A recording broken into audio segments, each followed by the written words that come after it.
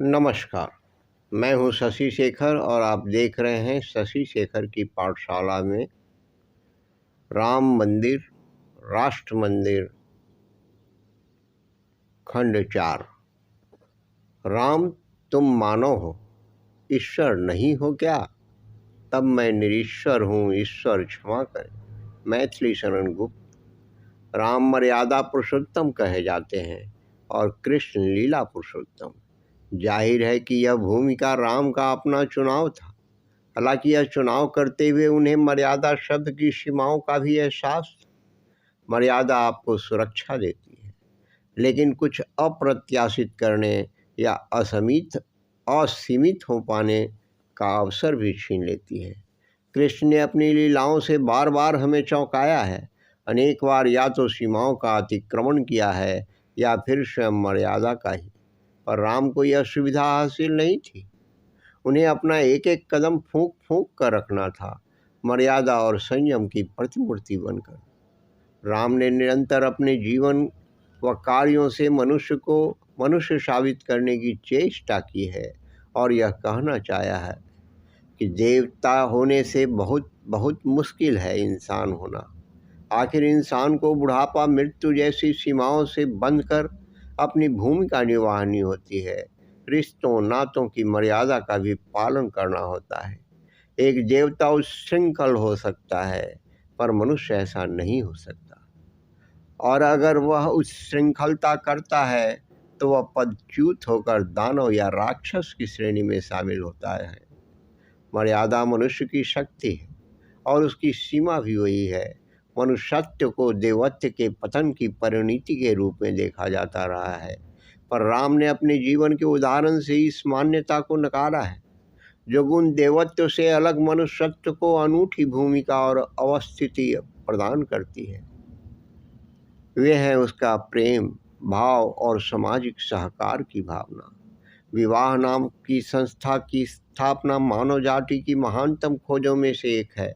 राम ने यहाँ भी तत्कालीन समय में पनप आई विकृति को सुधारा है। राजा महाराजाओं के लिए प्रचलित बहुपत्नीत्व के स्थान पर उन्होंने एक पत्नी धर्म को निभाया है। यही नहीं, अपहरण हो जाने पर किसी साधारण प्रेमी की तरह पत्नी के लिए भटके भी और उसे वापस प्राप्त करने के लिए युद्ध भी लड़ा। परिवार की धुरी के रूप में नारी की केंद्रीय स्थिति की यह प्रत्यक्ष स्वीकृति थी और विकृत हो चुकी परंपराओं के प्रति यह राम का मर्यादित विद्रोह था। राम रावण युद्ध के प्रसंग में यह तथ्य ध्यातव्य है कि रावण युद्ध के प्रसंग में यह तथ्य रावण से लड़ने के लिए अयोध्या से सेना बुला लेना राम के लिए बहुत आसान विकल्प था, परंतु उन्होंने दूसरा और कठिनतर मार्ग चुना। रिक्ष या बंदर का आज प्रचलित शाब्दिक अर्थ नहीं लेना उचित होगा। संभव है यह जंगली जीवन जीने वाले मनुष्यों की प्रजाति हो, पर यह अनुमान लगा पाना मुश्किल नहीं है कि इन जनजातियों को रावण की शस्त्र सुसज्जित युद्ध कुशल सेना का सामना करने के लिए प्रशिक्षण राम ने ही दिया होगा। उनमें एकजुटता, तालमेल और संगठन का विकास किया होगा।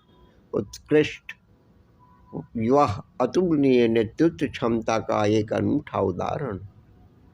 मृत्यु मनुष्य की अपरिहार्य नियति है, पर यही नीति उसे सजग भी तो करती है। एक समय सीमा के अंदर अपने पुरुषार्थ का परिचय देने की प्रेरणा बढ़ती है। मानवता के इतिहास में अमर कहलाने का अवसर प्रदान करती है। आखिर यह क्यों भुलाया जाए कि बड़े बड़े देवता भी मनुष्य योनि प्राप्त करने के लिए ललायित रहते हैं। इसका मतलब यह नहीं कि इंसान मृत्यु से आक्रांत नहीं रहता, पर इस भय के कारण के रूप में उसकी मरण धर्मिता को नहीं, वरन उसकी क्षुद्रता को समझा जाना चाहिए, जो उसकी आत्म केंद्रित जीवन शैली की उपज है। रावण जैसा ज्ञानी व पराक्रमी भी मृत्यु से भयभीत था। उसका सारा जीवन अपने अंदर के इस भय से लड़ने का अनथक प्रयास प्रतीत होता है। पर आज जरा राम और रावण की उपलब्धियों पर अलग अलग दृष्टि डाल। अंततः जीवन की वह संचित निधि क्या है जो आपको अमृत की दिशा में ले जाती है? निश्चय ही वह ज्ञान, बल, ऐश्वर्य या अधिकार में से कुछ भी नहीं, क्योंकि इन गुणों का कोष रावण से ज़्यादा उस समय किसी के पास नहीं था। पर बावजूद इन गुणों के वह मनुष्यत्व के पतन का प्रतीक पुरुष साबित हुआ। आखिरकार मायने यह बात रखती है कि आपने अपने इन गुणों का इस्तेमाल मानवता के स्तर को ऊंचा उठाने में कैसा और कितना किया। आपके द्वारा तय किया गया जीवन लक्ष्य निजी महत्वाकांक्षाओं के बेलगाम होने की परिणति है या मानव जाति के व्यापक हित की प्रेरणा से परिचालित। रावण का जीवन यदि ज्ञान व क्रिया के असामंजस्य का उदाहरण है, तो राम का जीवन वृत्त इस बात की सबसे शानदार मिसाल है कि ज्ञान व क्रिया की अभिन्नता से जीवन कितना सुंदर व अनुकरणीय हो जाता है। राम मानवता के विकास की सबसे उन्नत संभावना के प्रतीक पुरुष हैं। उनका मानवता के लिए सबसे बड़ा योगदान शायद यही है कि उन्होंने मानव होने को वह ऊंचाई उपलब्ध कराई कि देवता भी इसके लिए तरसे। उन्होंने अपने जीवन के उदाहरण से यह संदेश दिया कि मर्यादा तभी स्वाभाविक होती है अगर वह अंतस की प्रेरणा से परिचालित हो। जब मर्यादा पालन के केंद्र में मानव मात्र के प्रति असीम प्रेम व करुणा का समावेश रहे, तभी वह अपने जीवन को उच्चतर आयाम में प्रतिष्ठित करती है।